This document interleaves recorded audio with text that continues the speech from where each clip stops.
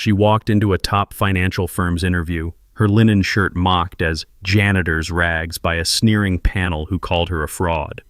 They shredded her gold standard resume, laughing, "You're no leader. Go fetch coffee."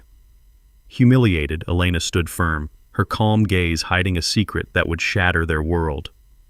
Minutes later, the CEO bowed to her, his voice trembling. "Madam Chairwoman." The Altera Group's headquarters towered over Manhattan's skyline, a glass monolith that screamed power and prestige. Its lobby was a cathedral of wealth, marble floors, gold-trimmed elevators, and a chandelier the size of a small car casting prisms across leather sofas. Altera was a financial titan, managing trillion-dollar portfolios for governments, tech giants, and old-money dynasties across Europe and beyond. Its boardroom hosted Nobel laureates, and its executive suites were a revolving door for Ivy League pedigrees. The company's culture was ruthless, appearance was as critical as aptitude, and the wrong suit could end a career. Altera's Instagram flaunted its C-suite in Armani and Rolexes, a curated image of untouchable elitism. This was a world where status was armor, and outsiders were crushed. Elena Royce stepped into the lobby, her white linen shirt crisp but unadorned, her cream trousers tailored yet simple, her flat shoes silent on the marble. At 39, she was striking in her restraint, hazel eyes that held both warmth and steel, dark hair pulled into a low ponytail, no makeup save a touch of lip balm. Her canvas tote carried a notebook, a pen, and a worn copy of The Wealth of Nations.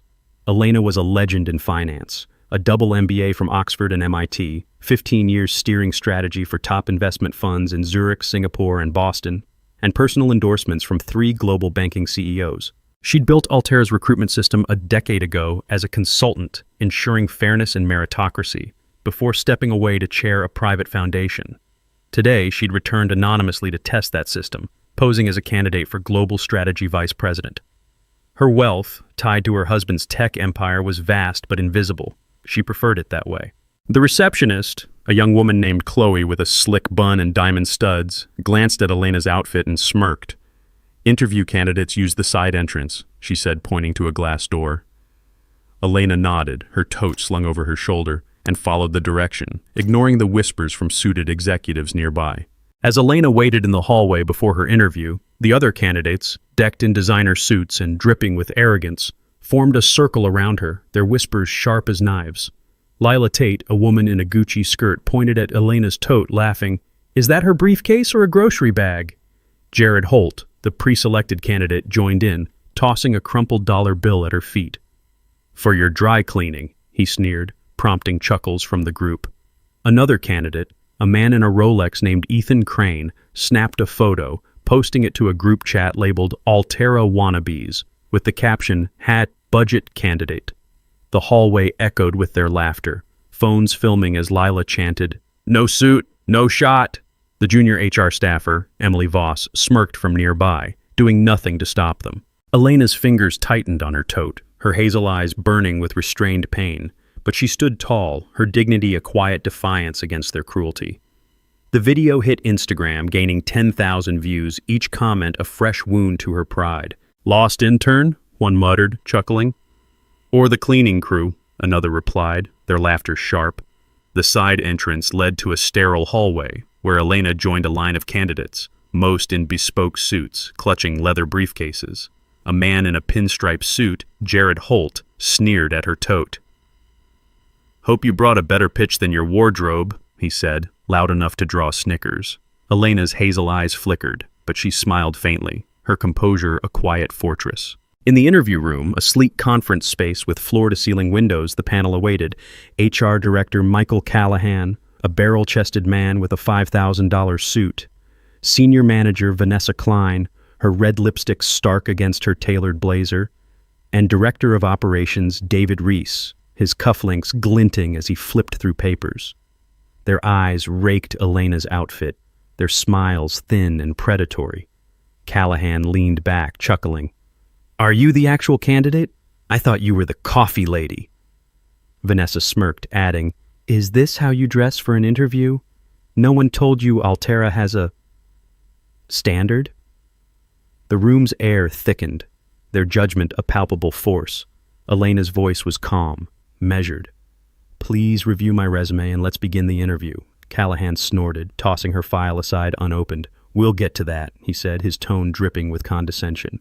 The panel's questions were perfunctory, designed to dismiss. During the interview, as Elena attempted to answer Vanessa's superficial question about mergers, the panel deliberately sabotaged her.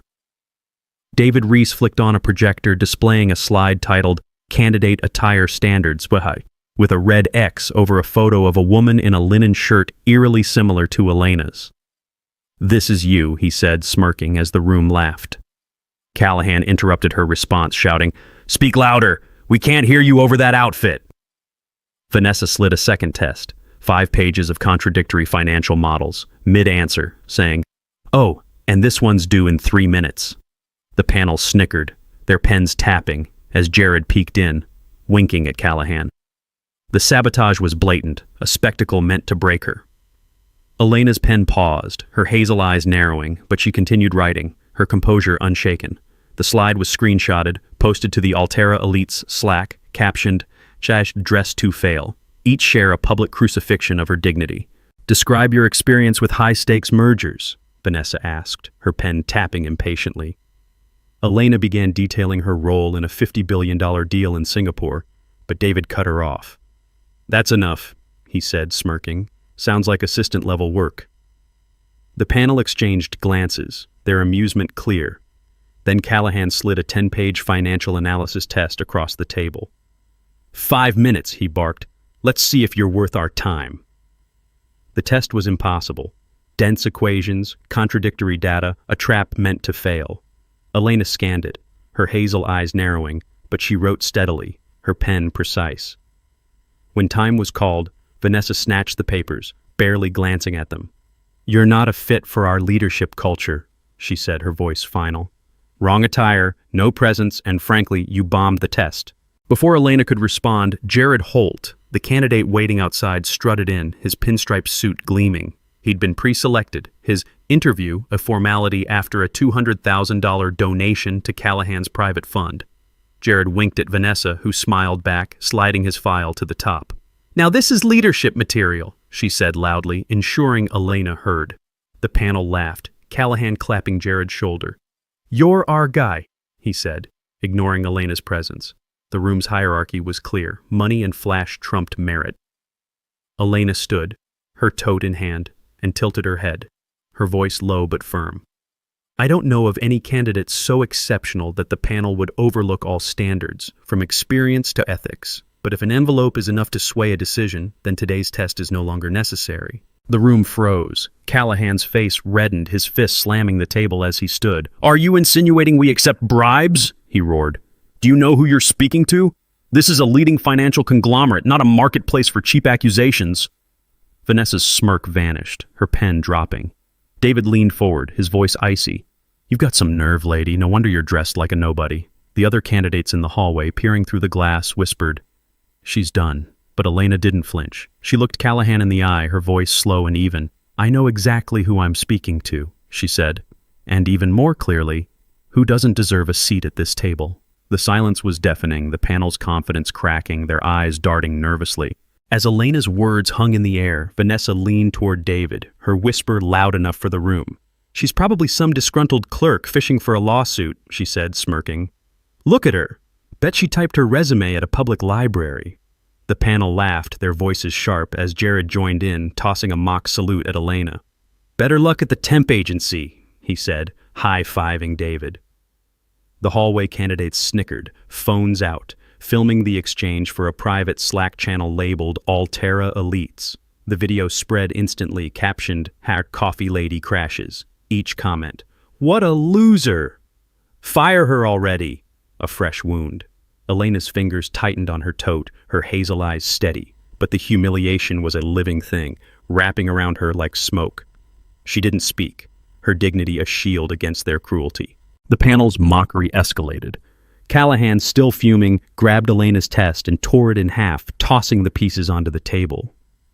"This is what we think of your skills," he said, his voice booming. "You're wasting our time." Vanessa stood, her heels clicking, and pointed at Elena's tote. "Check that bag before she leaves," she said to a security guard by the door. Wouldn't be surprised if she's got company pens in there. The guard, a stocky man named Victor, smirked and stepped forward, his radio crackling. "Open it, ma'am," he said, his tone implying guilt. Elena calmly unzipped her tote, revealing only her notebook and book, but the guard shook his head, muttering, "Shady." The panel laughed, Jared snapping a photo, the flash catching Elena's face. The image hit Twitter, tagged Altera Reject, racking up 5,000 retweets in minutes. Elena's jaw tightened, but she closed her tote, her composure unshaken. Outside the glass walls, the other candidates formed a gauntlet, their whispers a chorus of scorn. "No wonder she's failing. She looks like she shops at thrift stores," one said, a woman in a Gucci skirt named Lila Tate. Another, a man in a Tom Ford suit, added, "Bet she's never seen a boardroom." Their laughter echoed, phones filming as Elena walked past, her flat silent. Lila posted a TikTok, stitching the footage with her commentary. "This is why Altera's elite. We don't let just anyone in." The video hit 50,000 views, each share a public shaming. At the elevator, a junior HR staffer, Emily Voss, smirked. "Wrong floor, hun. Janitors use the service lift."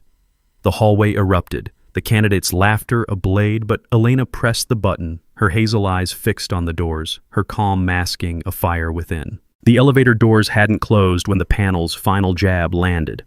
Callahan stormed into the hallway, holding Elena's unopened resume, and shouted, "Don't bother coming back, you're blacklisted."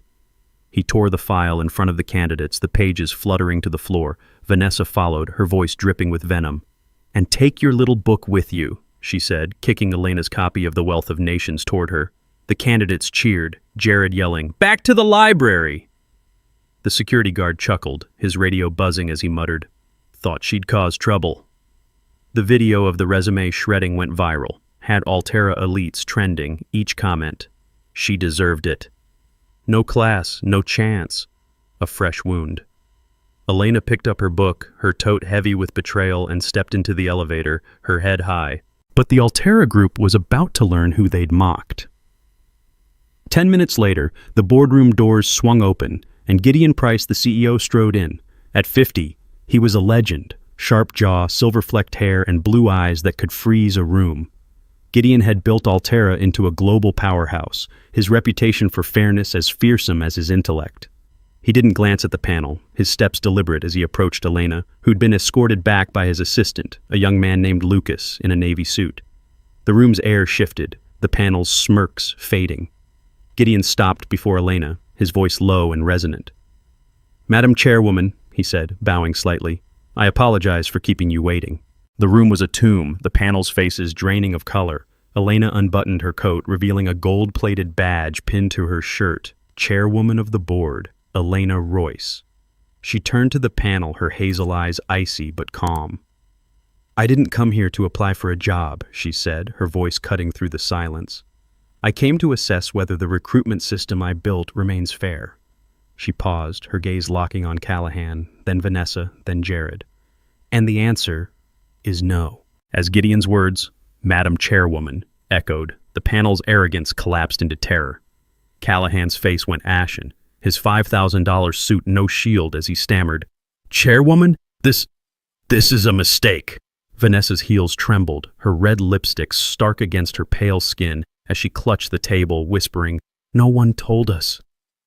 David's cufflinks clinked as his hands shook, his projector slide still glowing with the mocking image of Elena's outfit. Elena opened her tote, pulling out a tablet, and displayed a live feed of the Altera Elite's Slack, exposing their captions. "Hat coffee lady crashes, # dress to fail," to the room. "You built a culture of corruption," she said, her voice calm but lethal, her hazel eyes pinning each panelist. The candidates in the hallway gasped, their phones dropping, as Lucas projected Elena's badge on the wall. Chairwoman of the board. Gideon's blue eyes darkened, his voice a growl. "You're done," he told the panel, their careers evaporating before their eyes. The room's silence was a verdict, their fear a tangible force as Elena's power reshaped their world. Gasps rippled through the room, the candidates in the hallway frozen, their phones lowering. Callahan's mouth opened, but no words came. Vanessa's heels wobbled, her red lipstick stark against her pallor. Jared's pinstripe suit seemed to shrink, his bravado gone. Elena stepped forward, her tote on the table, her voice steady. 10 years ago, I designed Altera's hiring to prioritize merit, skills, ethics, vision, she said. Today, you've shown me it's a marketplace for bribes and bias. She pulled a folder from her tote, sliding it to Gideon. This is evidence of payments made to secure positions, including Mr. Holtz.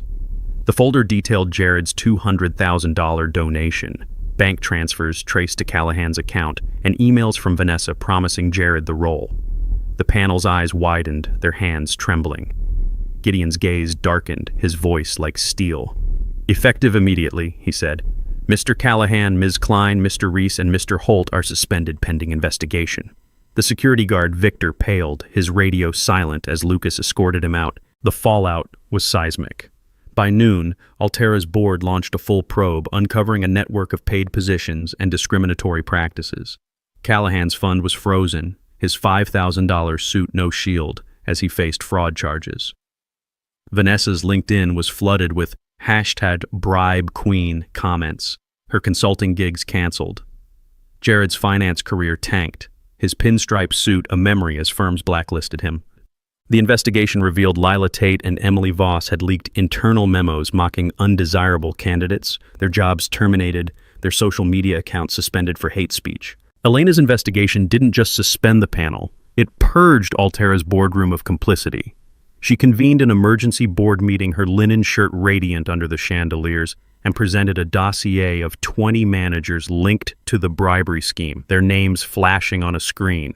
The board, once dismissive of image issues, sat frozen, their tailored suits no defense as Elena's voice cut through. "You enabled a system that sold trust for cash." She named Callahan's deputy, Sarah Holt, who'd approved Jared's deal, her face paling as security escorted her out.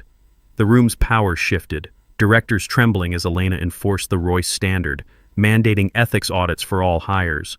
The Financial Times live-streamed her speech, her tote on the podium, as she declared, "Altera will lead by merit, or it will not lead at all." Social media hailed her, #BoardroomBoss trending, each post a testament to her fearless authority. The purged managers' LinkedIn profiles went dark, their fear of Elena's resolve a permanent mark. The Wall Street Journal ran a front-page story. Altera scandal, bribery and bias, rock financial giant. Social media erupted, #Altera shame trending globally, with users posting, "They mocked her shirt, now they're unemployed." The hallway candidates, once Elena's tormentors, faced a public reckoning as Lucas streamed the interview footage to Altera's internal network.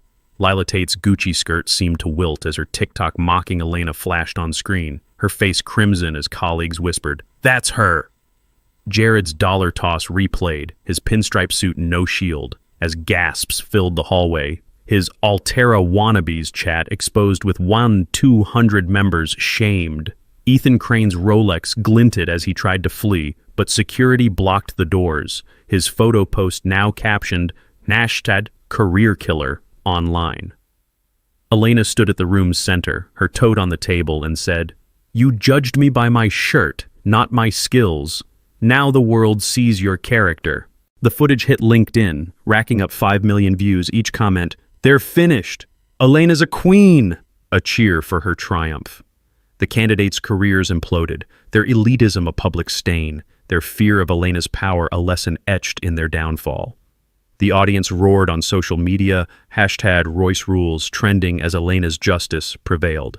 The leaked interview footage, sent to a news outlet by Lucas, hit 30 million views. It showed Callahan tearing Elena's test, Vanessa's bag check demand, and Jared's taunts, contrasted with Elena's calm and Gideon's bow. TikTok looped the phrase, "Madam Chairwoman," each stitch a cheer for Elena's triumph. The candidates' videos, Lila's TikTok, Jared's photo, became memes captioned, "Elite Losers." Altera's Instagram, once a showcase of power, was flooded with comments. "Shame on you. Justice for Elena." The board issued an apology, but at 6 it was drowned out by the internet's fury, the company's prestige reduced to a cautionary tale. Elena didn't stop at suspensions. A week later, she stood at a press conference in a simple navy blazer, her tote on a podium, announcing Altera's new recruitment policy. "From now on," she said, her hazel eyes steady, "applications will be anonymous. No names, no photos, no personal branding. Only skills will matter. The crowd roared, cameras flashing. The policy, dubbed the Royce Standard, banned appearance-based evaluations, mandating blind reviews for all roles. Forbes called it the earthquake in executive recruitment, and firms like Goldman Sachs and UBS adopted similar measures. Elena's Royce Standard sent shockwaves beyond Altera, forcing global firms to face their own biases. At a Davos panel, Elena, her tote at her side, challenged CEOs to adopt blind hiring, her hazel eyes pinning a trembling bank executive who'd once mocked her consulting work. The room's silence was electric. His apology tweeted live, #Elena effect trending as 50 firms pledged reforms. Back at Altera, the panel's desks were cleared. Callahan's awards trashed, Vanessa's designer pens confiscated, Jared's framed MBA tossed in a bin. Employees watched, awestruck, as Elena walked past, her flats silent, her voice calm. This is what accountability looks like. The Economist cover featured her, titled, "The Chairwoman's Revolution," her linen shirt iconic.